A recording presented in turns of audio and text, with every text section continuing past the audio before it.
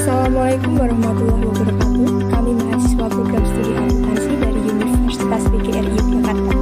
Video ini dibuat untuk menyelesaikan salah satu tugas kelompok pada mata kuliah bank dan lembaga keuangan lainnya dengan dosen pengampu Ibu Anandita Zulia Putri SEMACC.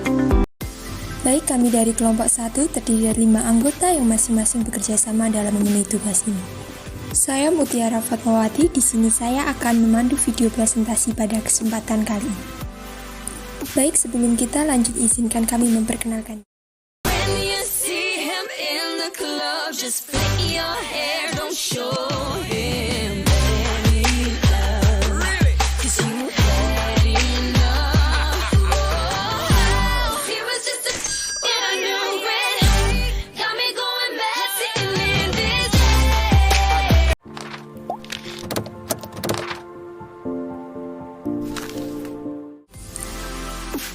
Baik, kami dari kelompok 1 akan membahas materi tentang uang, so lanjut aja, ini video presentasi kami. Ini saya akan mempresentasikan sejarah uang dan pengertian uang. Sejarah uang, yang pertama yaitu adalah nomaden atau langsung berpindah, yang kedua barter, yang ketiga uang barang atau commodity money, yang keempat adalah uang logam atau metallic money, yang kelima adalah uang logam dan uang kertas, dan yang keenam adalah uang giral, kartu kredit, dan kartu debit. Pengertian uang, yang pertama adalah secara umum. Uang merupakan alat yang dapat diterima untuk melakukan tukar-menukar atau transaksi. Yang kedua, secara hukum. Uang merupakan benda yang dirumuskan oleh undang-undang sebagai alat pembayaran yang sah. Yang ketiga, secara fungsi. Uang merupakan suatu benda yang dapat digunakan sebagai alat pembayaran. Dan yang terakhir adalah secara nilai. Uang merupakan satuan hitung untuk menyatakan nilai. Pengertian uang menurut para ahli. Yang pertama, Albert Bernard Hall. Uang adalah kekayaan di mana pemilik dapat melunasi hutangnya dalam jumlah tertentu pada waktu tertentu. Yang kedua, Rollin Thomas. Uang adalah segala sesuatu yang siap sedia dan pada umumnya diterima di umum dalam pembayaran pembelian barang jasa dan untuk pembayaran hutang. Yang ketiga, Robertson. Uang adalah segala sesuatu yang umum diterima dalam pembayaran barang-barang. Keempat, R.S. Tyler. Uang adalah segala sesuatu yang umum diterima sebagai pembayar hutang. Yang kelima, A.C. Pico. Uang adalah segala sesuatu yang umum dipergunakan sebagai alat penukar. Kriteria uang. 1. Acceptability and business ability. Diterima secara umum penggunaannya sebagai alat tukar penimbun kekayaan. Standar pembayaran hutang secara luas. 2. Stability of value. Untuk diterima sebagai uang, maka harus memiliki kestabilan nilai atau dengan frekuensi yang kecil. 3. Elasticity of supply. Cukup harus mencukupi kebutuhan dunia usaha berapapun yang dibutuhkan. 4. Durability. Uang harus mudah memiliki ketahanan nilai fisik dan tidak mudah rusak. 5. Portability. Uang harus mudah dibawa untuk urusan setiap hari atau bisa disebut praktis. 6. Divisibility.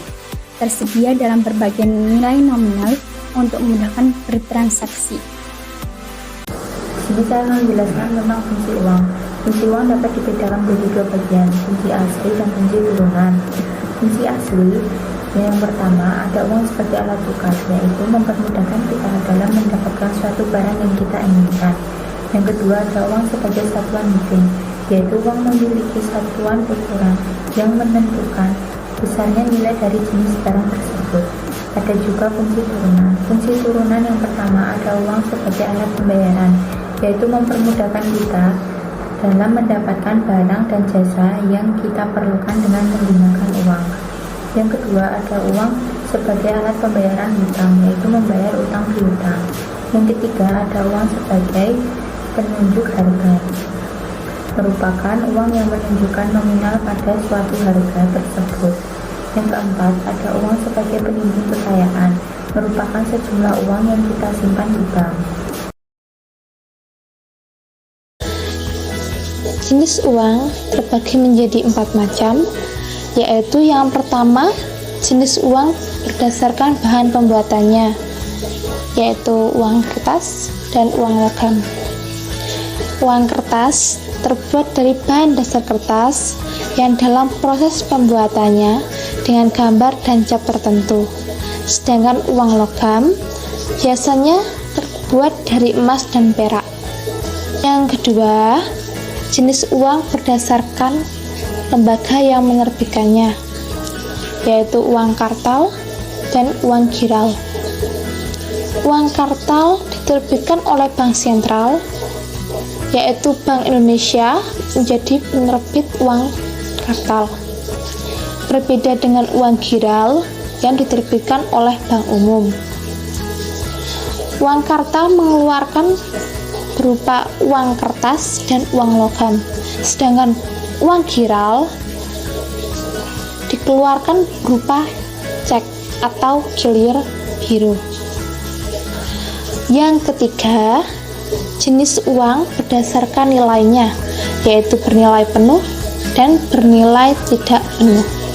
Yang dimaksud bernilai penuh yaitu nilai intrinsik dan nilai nominalnya sama. Biasanya terdapat pada uang logam mulia yang terbuat dari emas ataupun perak. Sedangkan yang dimaksud bernilai tidak penuh yaitu nilai intrinsik lebih kecil dibandingkan nilai nominalnya, yaitu biasanya terdapat pada uang kertas. Yang terakhir, jenis uang berdasarkan kawasan penggunaannya. Jenis uang ini dibagi menjadi 3, yaitu yang pertama uang lokal, uang yang hanya bisa digunakan pada satu negara saja. Yang kedua, uang regional. Uang regional kawasannya lebih luas daripada uang lokal. Uang ini bisa digunakan di beberapa negara. Dan yang terakhir, yang ketiga, uang internasional. Uang internasional berlaku di seluruh dunia. Uang internasional yang dapat digunakan dan menjadi standar pembayaran adalah dolar Amerika.